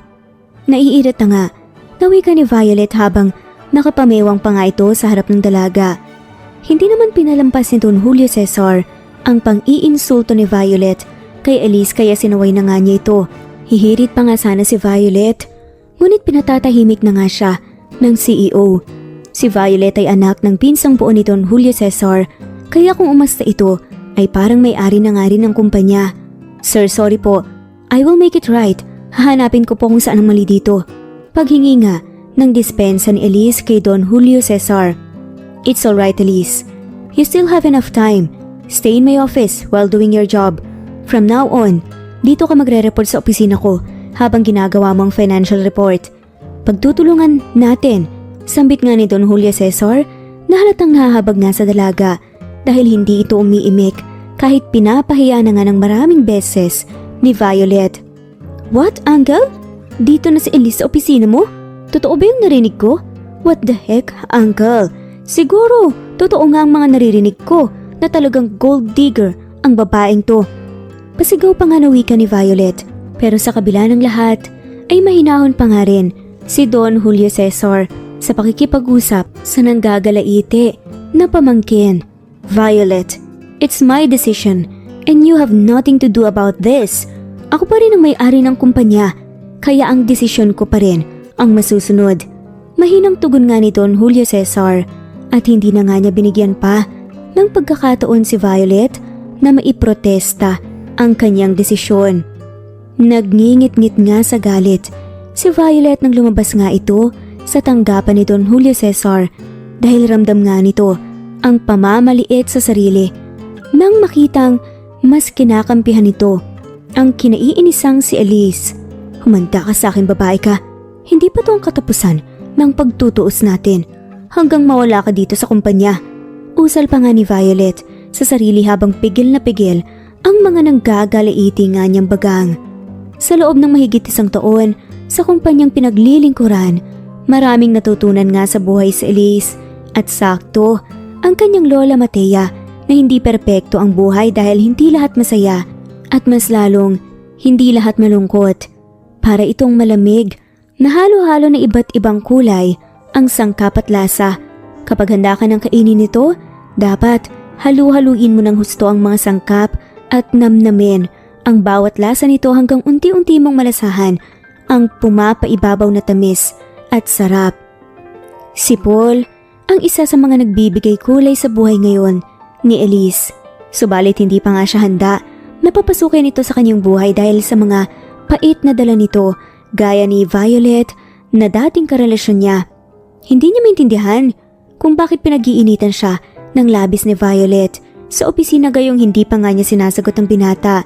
Sa kaibuturan ng kanyang puso ay mahal na nga niya si Paul. Minsan na nga rin niyang napakilala ito sa kanyang lola nang umakyat nga ito ng ligaw sa kanya. Ngunit hindi pa nga siya handa na tanggapin ang pag-ibig ni Paul dahil alam niyang magugulo lamang ang kanyang buhay. Si Paul ang kanyang ideal man. Bukod sa pagiging masipag sa kabila ng pagiging only son ng may-ari ng kumpanyang supplier ng mga office materials sa lahat ng negosyo ni Don Julio Cesar, ay hindi nga ito tumitingin sa agwat ng kanilang pamumuhay. Tanggap nga ni Paul si Elise kahit ano paman ang pinagmulan niya. Nagpatuloy ang ikot ng mundo ni Elise at patuloy din ang naranasan niyang pasakit sa loob ng opisina kasama si Violet. Pero may mga pagkakataon naman na pinagtatanggol nga siya ni Paul kapag nga naaabutan nga sila na ganoon. Kahit ang trabaho na hindi dapat sa kanya, pinapagawa ni Violet. Hindi na nagreklamo si Elise dahil alam naman niya sa sarili na kahit kaya niya itong gawin sa ganitong pag-uugali ni Elise na may matibay na determinasyon, ay mas nagbigay ng dahilan ito upang mairita pa ng todo si Violet. Dahil hindi nga niya ito nakitaan ng panghihina ng loob. Bagkus, mas pinagbubutihan pa nga nito ang kanyang ginagawa. Ha? Tignan natin ang tibay ng loob mo, girl. Hindi ka obra sa akin. Bulong nga ni Violet sa sarili habang nakatingin nga sa direksyon ni Elise na patuloy sa paggawa ng kanyang financial report and recommendations para sa isasagawang annual convention ng mga departments ng kumpanya. Kung tutuusin ay si Violet naman sanang gumagawa nito at hindi si Elise dahil hindi naman siya kabilang sa paparating na annual convention, habang si Elise ay sub-sub sa trabahong ibinigay sa kanya ni Violet. Si Violet naman parang paisi-isi lang naman sa kumpanya. Halos 2 linggo ring pinagpuyatan ni Elise ang gawaing yun. Maigi nga niya itong pinag-aralan at hustong binuo yun ayon sa kagustuhan ni Violet. O ano Elise, matagal pa ba yan? Panunuyang wika nga ni Violet dahil nakikita nga niyang medyo nahirapan si Elise. 5 minutes ma'am, ihatid ko na po ito sa inyong opisina. Tugon na nga lamang ni Elise habang nagkukumahog nga sa pag-transfer ng files at printing sa ibang materials. Bilisan mo at aalis na ako para sa convention. Nakaismid naman na wika ni Violet. Ang hindi alam ni Elise na may hidden agenda pala si Violet sa kanyang pinagawang report. Mabilis pa sa 4:00 na tinungo ni Elise ang opisina ni Violet upang ibigay ang ginawa nitong portfolio financial report and recommendations na naka-soft and hard copy na. Marahang iniabot nga ni Elise kay Violet ang makapal na hard copy ng kanyang inihandang portfolio, ngunit laking gulat na lamang niya nang bigla nga itong binalibag ni Violet dahilan upang magkalat nga sa sahig ang mga papel. Hindi ko kailangan yan dahil ang kailangan ko ay umalis ka na dito sa kumpanya at iwasan mo na si Paul. Dahil sa'yo hindi kami nagkabalikan ni Paul dahil nilalandi mo siya. Hindi ka pa nakontento. Nilalandi mo pa kahit ang uncle ko. Matapang nawi ka pa nga ni Violet na animoy leon na handang sakmalin sa Elise anumang sandali. Biglang tumilim naman ang paningin ni Elise at nanginginig nga ang buong katawan nito dahil sa galit. Nilapitan niya si Violet at muntikan na nga niya itong napatikim ng magkabilang sampal, subalit natauhan nga siya nang maalala ang habilin ng kanyang lola Matea. Tumalikod na nga lamang si Elise at sunod-sunod ang mga buntong hininga nito upang kontrolin ang galit. Tumiretso nga si Elise sa comfort room at doon ibinuhos ang lahat ng sama ng loob. Pinag-aralang mabuti ang kanyang sarili habang nakaharap nga sa malaking salamin. Muli itong humugot ng malalim na hininga at saka kinausap nga ang sarili. Hayop kang babae ka. Si Paul pala ang dahilan ng lahat ng pagpapahirap mo sa akin. Simula ngayon, humanda ka talaga sa akin. Usal nga ni Elise habang inaayos nga ang sarili. Lumabas nga ito mula sa comfort room na parang walang nangyari. Ang mata ng mga kaopisina niya ay nakatutok lang sa kanya at nginitian niya ito. Kitang-kita ni Elise ang nadamang pagkahabag ng kanyang mga kasama sa kanya, ngunit wala nga silang magawa dahil sa takot nila kay Violet. Hindi lingid sa kanila na hindi magdadalawang isip nga si Violet na paalasin ang mga empleyadong kumukontra sa kanya. Not me. Hindi ako magpapatalo sa iyo, Violet. Muling usal nga ng isip ni Elise habang patungo na nga sa kanyang mesa. Pasimple nga itong umupo at dinampot ang kanyang telepono at kagad nga itong may kinausap. Maya-maya lamang dumating nga si Paul at may dala pang ang bulaklak para sa kanya. Tumayo si Elise upang salubungin nga si Paul, ngunit bago niya ito ginawa, pasimpleng nilingon niya ang kinaroroonan ni Violet at kitang-kita nito sa direksyon niya nakatingin si Violet na halos lulusot na nga sa salamin ang mga titig nito. Pero itinuloy ni Elise ang paghakbang upang salubungin si Paul. Masaya ang puso ni Elise sa ginawang aktingan dahil alam niyang nakatingin si Violet. Hindi nagdalawang isip nga si Elise na halikan sa pisngi si Paul na siya namang pagkabigla ng binata. Elise, anong ibig sabihin nito? Pabulong na wika nga ni Paul na sa tingin niya ay nasiyahan naman ang binata sa ginawa niya. Pati naman siya ay kinilig. Wala, pasalamat lang dahil dumating ka. Tugon nga ni Elise habang hawak at inaamoy-amoy pa nga ang dalang rosas ni Paul. Alam ni Elise kung anong nararamdaman ni Violet sa mga oras na to. Sigurado na para na itong bulkan na kumukulo na nga at bigla nang sasabog anumang panahon. Ngumiti ang puso ni Elise dahil achieve nga niya ang kanyang plano. Nakita niya sa gilid ng kanyang mga mata ang malakas na pagtapon ni Violet sa kanyang mamahaling sign pen dahilan upang makagawa ito ng ingay nang tumama nga ito sa isang bagay. Lumipas pa nga ang mga araw. Kapansin-pansin na ang pagpupuyos ng damdamin ni Violet para kay Elise, lalo na't makita nga nitong pababa si Elise sa sasakyan ni Paul. Ang pilya naman na si Elise ay may pag-goodbye kiss pa nga kay Paul kung makikita nga niyang nasa paligid nga si Violet. Girl, champion ka talaga. Kayo na ba ni Sir Paul? Excited na tanong pa nga ng kanyang kaibigan. Oo girl, perfect na talaga ang buhay ko. Kaagad na sagot naman ni Elise. Ngunit nakakapanibago ito para sa kanyang kaibigan dahil kapansin-pansin na nilakasan nga ng dalagang kanyang sagot. Girl, kilala kita. Hoy, ano bang agenda mo ha? Hindi mo ito gagawin kung sa pag-ibig lang. Pabulong na tanungan ng kaibigan ni Elise. Girl, ang totoo niyan ay hindi pa kami ni Paul. Nilambingan ko lang konti kanina dahil kakababa lang din ni Violet sa kanyang sasakyan. Nakita niya kami, kaya hayun, aktingan na naman si Akets. Paano ba naman kasi? Ininis ako Tsaka grabe ang pagiging masamang ugali. Mahinang tugon pa nga ni Elise na may nakaguhit nga nakapilihan sa kanyang mga ngiti. Gets ko na, pero aminin mo, totoo na kinikilig ka kay Paul no? Pero support kita sa bagay na yan. Konting ingat ka lang girl kasi babaeng in love ang kalaban mo. Bakit? In love din naman ako Nangingiti pa nga na saad ni Elise habang pili ang nakangiti sa kaibigan. Wala naman talagang plano. Si Elise sa pili ang aktingan dahil naiisip na rin niyang sagutin si Paul dahil napamahal na nga ang binata sa kanya at magaan nga ang loob niya dito. Naghihintay lamang siya ng tamang panahon upang masiguro na handa na nga siyang makipagrelasyon. Tinitimbang niya rin sa sarili kung kaya na ba niyang pagsabayin ang pag-ibig sa kanyang trabaho at sa pangarap nila ng kanyang lola. Gaya ng nakasanayan, ginagawa nga ni Elise sa araw-araw ang mga trabahong inatas sa kanya ng kumpanya. Maigi niya itong pinapasadahan upang kaagad na makita kung may pagkakamali man bago bibigyan ng kopyang auditor. Ngunit sadyang harap-harapan na ang kalapastangang ginagawa ni Violet upang mapaalis nga siya sa kumpanya. Ipinatawag si Elise ng auditor sa harap ng CEO upang ituwid nga ang mga pagkakamali. Nagsimula na naman salita niya si Violet bilang department head laban kay Elise na kesyo nawalan na daw ng konsentrasyon sa trabaho dahil paglalandi daw ang inuna nito at kailangan palitan na nga siya ng bago. Ngunit bago pa man natapos ni Violet sa kanyang sermon ay nanubuksan na nga ni Elise ang protected files kung saan nakasulat ang eksaktong entry nito sa financial data.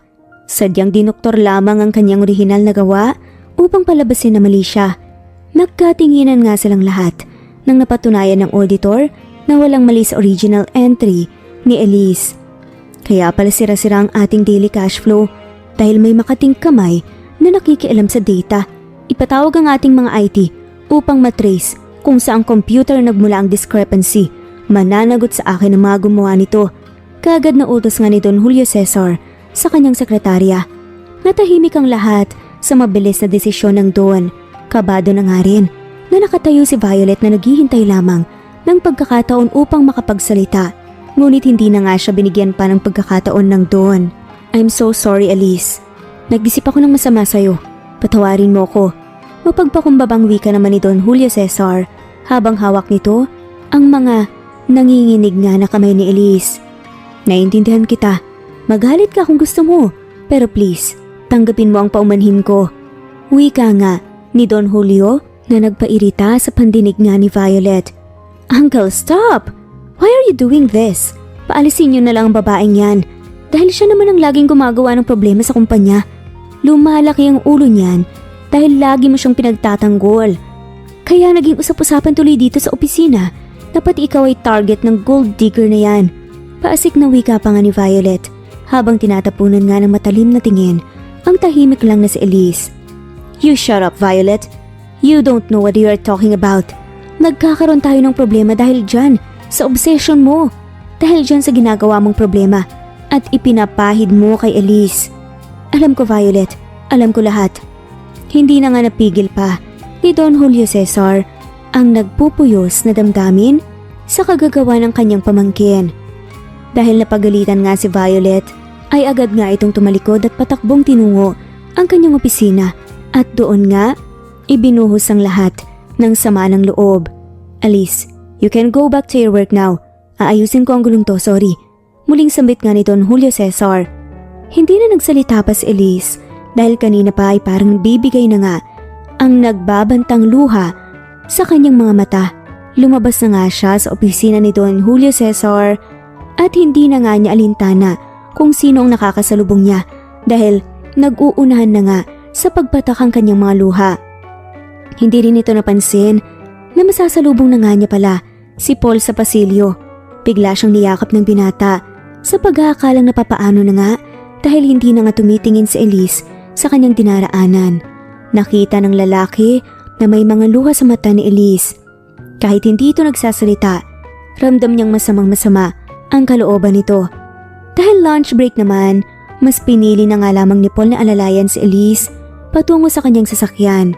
Kaagad nga niya itong pinainom ng tubig at saka tinanong kung anong nangyari. Hindi pa masagot ni Elise ang mga tanong ni Paul dahil marami pang ang dapat sabihin sa binata na nag-uunahan nga sa kanyang utak at nag-uunahan na nga rin ang kanyang mga luha.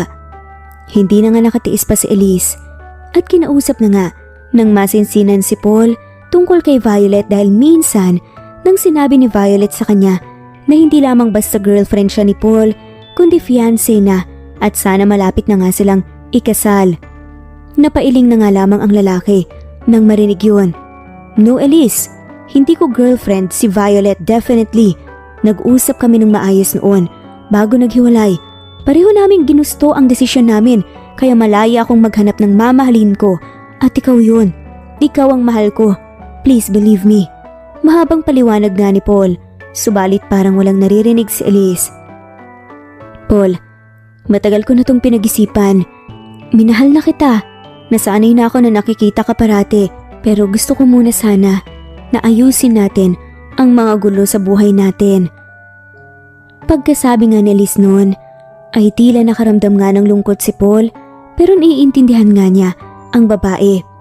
Hinawakan nga nito ang kamay ni Violet, sabay sabing, "But this doesn't mean na bawal na ako manligaw sa'yo, hindi ba? Hindi naman kita minamadali. Hindi naman kita pinapressure. Kung kailan ka handa, dun din ako. Maghihintay lamang ako sa'yo." Saad nga ng seryoso ni Paul. Napangiti naman si Elise at parang tumalo ng puso dahil nga sa sinabi ng lalaki. Iba talaga siya sa lahat ng mga lalaking nagtangka na manligaw sa kanya. Buong akala ni Elise ay hindi na nga siya gagambalain pa ni Violet dahil naging mas pisikal na nga ang pagiging bayolente nito. Maipakita lamang ang nararamdamang galit sa kanya. Hindi alam ni Elise kung ano ang gagawin na pag-iwas hanggang nagpang-abot nga sila sa anniversary party ng kumpanya. Walang yakang gold digger ka? Putok sa buho, ambisyosa, kahit sinong lalaki papatulan makuha lang ang luho sa buhay. Akala mo hindi ko alam kung saan ka nagmula? Binuntis lang naman ang nanay mo at hindi mo kakilala kung sino ang tatay mo, hindi ba? Saad pa nga nito. Ibig sabihin, kung ano ang puno ay yun din ang bunga. Patay gutom, maggagamit lang. Walang tigil pa nga na pagtatalak ni Violet sa bungad ng party hall at hindi nito alintana kung sino ang mga taong nakapaligid sa kanya. Napahiya lamang si Elise. Tinalikuran na nga lamang ni Elise si Violet upang makaiwas, subalit nabigla ito nang biglang hinila ni Violet ang kanyang mahabang buhok na siya namang pagdating ni Don Julio Cesar. Sa kabila ng lahat ay mahinahon pa rin si Elise at paulit-ulit na ipinaintindi kay Violet na wala silang ginagawang masama ni Paul at wala namang karapatan si Violet kay Paul at kahit kailan ayaw niyang nanggulo at ayaw naman talaga niyang mangagaw. Akmang lalapit na nga si Violet kay Elise na plano sana nitong sampalin ng talaga, subalit nahawakan nga ni Paul ang kamay ni Violet dahilan upang muli na naman itong nagwala na akala mo'y leyon na nakawala sa kulungan. Nagbuntong hininga na nga lamang si Elise dahil wala nga sa kanyang plano na patulan nga si Violet, subalit nakalusot ang kanyang kamay at muling nahagip ang pisngi ni Elise. Pumagitna na nga rin si Don Julio Cesar at pinatikim ang malulutong na sampal kay Violet dahilan upang magimpalang lahat ng tao na nakapaligid sa kanila. Tinuro-duro nito ang mukha ni Violet na sa tanan ng buhay niya ay hindi nagalit ng ganun katindi si Don Julio Cesar sa kanya. Maraming pagkakataon na pinagbigyan kita sa pagiging spoiled brat mo, Violet. Pero sa ngayon ay hindi na at hindi mo nagagawin ang pang-aapi sa anak ko. Sa anak ko, tandaan mo yan. Matigas na tinuran nga ni Don Julio Cesar ang mga salitang yun upang magtanda si Violet. Hindi na nga nakapagsalita pa si Violet habang si Elise ay parang tuod matapos ngang marinig ang sinabi ni Don Julio Cesar. Hindi na nga siya makapaniwala na nahanap na pala siya ng kanyang papa. Parang sasabog nga ang utak ni Elise sa revelasyon, sa hindi pa maintindihang sitwasyon kung totoo ba ito o hindi na nangyayari sa kanyang buhay. Kung natutulog man siya, mas pipiliin na nga lamang niya na ayaw ng magising dahil natupad na nga ang pangarap ng kanyang puso at matagal na nga niyang pinagdarasal. Elise anak, pag-usapan natin to. Marami tayong dapat ayusin. Ang party na to ay hindi lamang sa anibersaryo ng kumpanya dahil inihanda ko ito upang sorpresahin ka sana at maipakilala na kita ng lubusan sa publiko. Maikling paliwanag nga ni Don Julio Cesar habang inaalalayan nga si Elise. Hindi ko po maintindihan, pero paano po nangyari? Ipaintindi niyo po sa akin. Mahinang sambit nga ni Elise na animoy nakarecover pa mula sa pagkawasak ng kanyang ganda sa delubyong dala ni Violet. Patawarin mo ko anak. Unang pagkakita ko pa lamang sa mukha mo sa telebisyon, kaagad ay kinutuban na ako dahil kamukhang kamukha mo ang mama mo. Ginawan ko ng paraan na makita ka at mapapasok sa kumpanya ko. Wala kang pagkakaiba sa mama mo. Kuhang-kuha mo ang lahat ng sa kanya. Ang mukha mo, ang litrato niya sa lumang cellphone ko, pareho. Naalala mo, nung kumain tayo sa restaurant at nagpaiwan ako, pinakuha ko ang lahat ng pinakain at pati hibla ng buhok at tisyong ginamit mo noong umiyak ka sa opisina. Lahat yun, ginamit ko para sa DNA test. Hindi ako nagkamali dahil match tayo. Anak kita, Elise. Mahabang paliwanag nga sa kanya ni Don Julio Cesar upang mapaintindi kay Elise ang kanyang ginawa. O siya, tama na ang pag-iyak dahil simula ngayon ay babawi ako sa'yo at wala nang mang-aapi sa'yo kahit na sino pa yan. Ramdam nga ni Elise ang pagiging ama ni Don Julio Cesar kaya't nayakap nga niya ito. Sa katunayan, matagal na nga rin niyang pinangarap na maramdaman ang presensya ng kanyang ama kahit sa panaginip lang. Pero ngayon, heto na, totoo na at hindi na nga niya ito pakakawalan pa. Ngayon niya mapapatunayan na hindi siya putok sa buho at lalong hindi siya anak ng kawayan gaya nga ng pambubuli sa kanya dati dahil totoong tao at buhay nga ang kanyang tatay. Tama na muna to, magbihis ka at magsisimula na mamayang kaunti ang programa anak. At para sa iyo ang party na to, tama ng pag-iyak. Hiling nga ni Don Julio Cesar sa anak upang matigil na nga ang pagbagsak ng mga luha nito. Hindi naman ako umiiyak dahil po sa nangyari kanina. Ang iniiyakan ko po ay yung ngayon. Ayun ang lola ko dahil kanina pa ako hinahanap, kawawa naman. Alalang-alala na po sa akin. Pili ang wika nga ni Elise sabay turo sa kanyang lola. Sige mahal na prinsesa ko, ako nang bahala sa lola mo. Magpapasalamat ako sa kanya sa pag-aalaga niya sa iyo at pinalaki kanya ng tama. Umayos ka na at magbihis. Napahanda ko na ang isusuot mo. Tapos, balik kayo dito dahil magsisimula ng programa, malinaw ba? Wika nga ni Don Julio. Sabay bukas nga ng pinto ng sasakyan at kaagad na tinungo nga ang Lola Matea ni Elise. Ilang sandali na lang ay magsisimula na nga ang programa at si Elise ay handa na nga rin sa pagpapakilala sa kanya sa publiko ni Don Julio Cesar bilang kanyang unika iha. Walang kaalam-alam sa pangyayari ang kanyang lola at mas lalo pa nga itong nagtaka dahil kakaiba ang kanyang damit sa karamihan. Lumapit ng bahagya si Elise sa kanyang lola at pasimpleng may ibinulong ito. Lola, huwag kang bibitaw sa mga kamay ko dahil liliparin na natin ang ating mga pangarap. Abot ko na po lahat at dapat kasama kita sa aking paglipad. Mahinang wika nga ni Elise na mas naging palaisipan pa sa kanyang lola.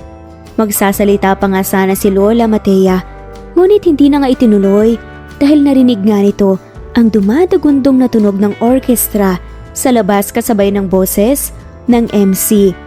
Tinawag ng MC ang pangalan ni Don Julio Cesar at ibinigay ang mikropono.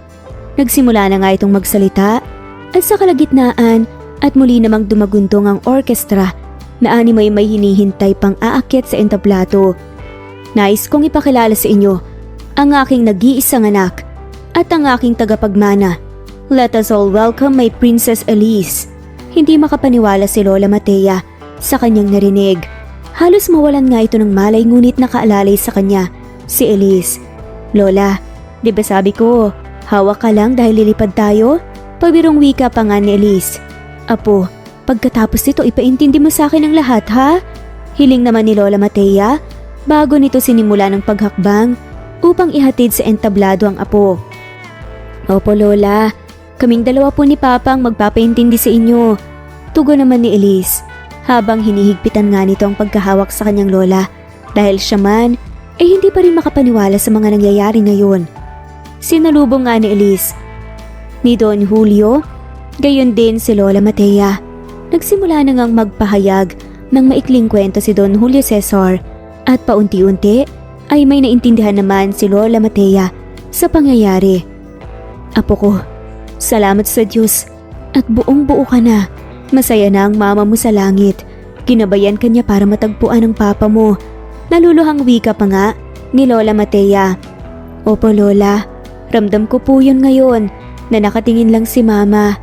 Wika naman ni Elise at masayang nagkayakapan nga sa entablado ang maglola na sinabayan na nga rin ni Don Julio Cesar. Salamat mama, napalaki niyo na isang mabuting bata si Elise. Babawi po ako sa inyo, pangako yan. Maikling sambit ni Don Julio Cesar na nagpasimula ng nakakabinging palakpakan.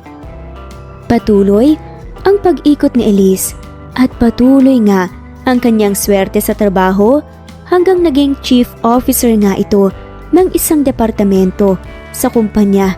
Samantalang si Violet naman ay hindi na nga doon nagtatrabaho pa. Pero hindi lamang ito dahil sa swerte, dahil simula pa lang nung bata pa lamang si Elise ay talaga namang nagsumikap na siya sa buhay, kaya deserve niya kung ano man ang mga blessings na binibigay sa kanya ngayon. At hindi lang yun, ngayong nagkaroon na nga siya ng pera at kapangyarihan para nga makatulong sa ibang tao, ginamit pa nga niya ito sa tama. Tumulong nga siya sa kung saang charities and outreach activities at bumuo pa nga siya ng sarili niyang organization para nga makatulong sa mga nangangailangan na naranasan nga niya nung siya ay bata pa. Samantala, hindi naman huminto si Paul sa pagpaparamdam sa kanya ng kanyang nararamdaman. Dahil simula pa lamang noong magkaiba ang estado ng kanilang buhay, minahal na nga niya ito ng wagas. Tinanggap nga niya ito ng buong puso sa kung sino siya dati at kung sino siya ngayon. Ate, kuya, tara po maglaro po tayo. Sigaw nga ng isa sa mga bata na naglalaro nga sa bahay ampunan. Andito kasi ngayon sina Elise at Paul. Oo, kasama nga ni Elise si Paul sa pagtulong sa kapwa nila tao kapag may free time nga sila o hindi busy sa kani-kanilang mga kumpanya. Napatawa na nga lamang si Paul habang nakahawak nga sa kamay ni Elise. Makipaglaro ka na raw sa kanila. Ikaw kasi, parehas mong makukulit ang mga batang yan. Pero ang cute, diba? Saad pa nga ni Elise. Napatawa naman si Paul at hinaplos pa nga ang pisngi ni Elise. Kasing cute mo ang mga batang yan. Tsaka, hindi na tuloy ako makapaghintay na makabuo na rin tayo ng mga kagaya nila na cute na cute. Hinampas naman ni Elise ang braso ng lalaki. Ano ka ba? Kailan naman mangyayari yun? Natahimik nga bigla ang lalaki na tila ba may iniisip. Nang biglang lumuhod na nga lamang ito sa harapan nga ng mga bata at ng mga madre na nagbabantay nga sa kanila. Huy, anong ginagawa mo dyan, Paul? Bulong pa nga ni Elise. E di nagpropose sa'yo para makabuo na nga tayo ng kagaya nila na sobrang cute. Ang cute na little Elise at cute na little Paul.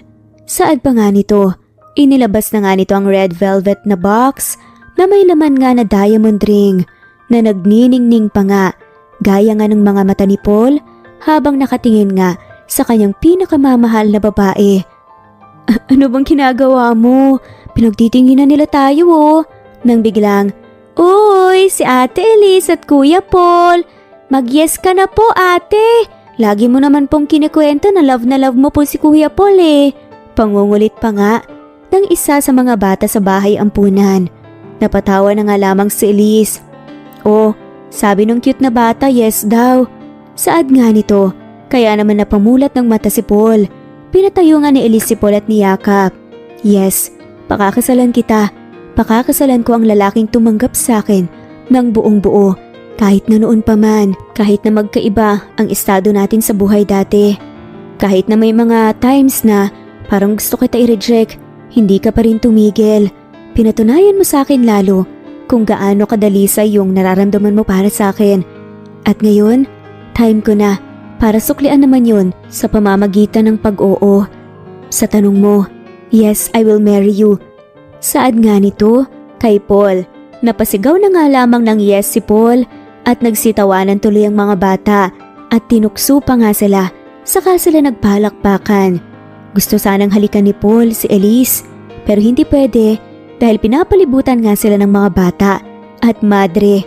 Napatawa na nga lamang si Elise nang may ibinulong nga ito sa kanya. Mamaya ka sa akin pag-uwi natin.